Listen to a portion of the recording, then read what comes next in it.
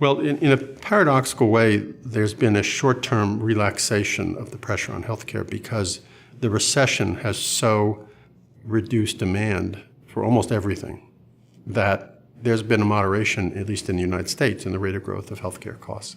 And there's quite an active debate right now about whether those costs are going to shoot up again, as they have in most past recessions, or whether this is really different, whether there's something that's been going on.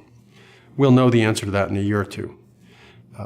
But there's no question that it has sensitized people to the cost of our excessive investment in healthcare.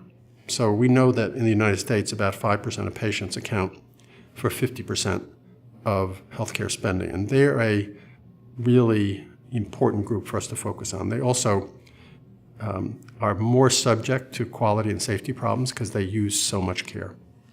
We also think there's some really interesting opportunities to engage consumers more in the use of healthcare and to get them to play more of a role in determining their own fate and potentially making the healthcare system work better. One of the things that's going to make that possible potentially is the new mobile applications that are so widely available and the digitization of health information so that maybe we can find a way to get people more direct, relevant, interesting information about their own care and the options that they face. The ideal is always at a distance, and we need that ideal. In some sense, we need it to keep receding so that we keep striving to improve. I think that in 20 years, we will be substantially better in the United States than we are now. I think we have the seeds of improvement in the Affordable Care Act, which passed the Congress a couple of years ago.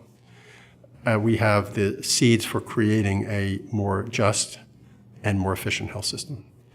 We have to realize that opportunity both by preventing political obstacles from getting in our way and staying the course.